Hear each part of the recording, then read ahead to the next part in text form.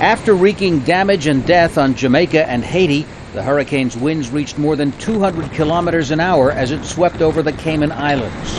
The storm then slammed into western Cuba with Category 4 force, pouring torrential rains on the tobacco-growing province of Pinar del Rio. We're trying to save our belongings from the house because here the water rises and the sea comes in pretty bad.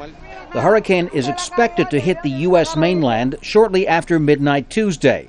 It's expected to center along the same stretch of Louisiana coastline that just 3 years ago suffered the worst ever U.S. loss of life in a natural disaster.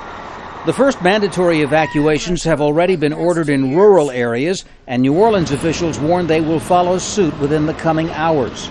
If it continues on its current path, we will start the mandatory evacuation process first thing in the morning at 8 a.m. Federal agencies, which had failed to cope with the challenge of Hurricane Katrina, say they are well prepared to handle the evacuations this time.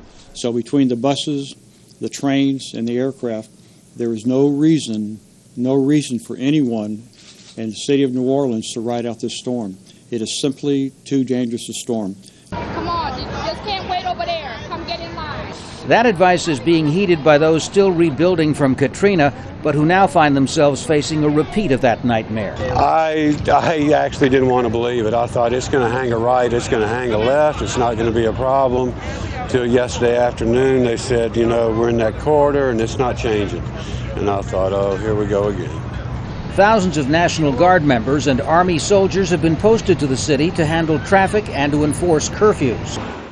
The city's newly installed pumps and floodgates may be put to the test by Gustav's storm surge.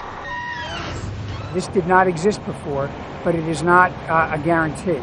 And that's why evacuation is still your number one way to protect yourself. Meanwhile, in the Gulf of Mexico, all but skeleton crews have been evacuated from oil drilling platforms, which suffered extensive damage in the last two hurricanes to hit the region.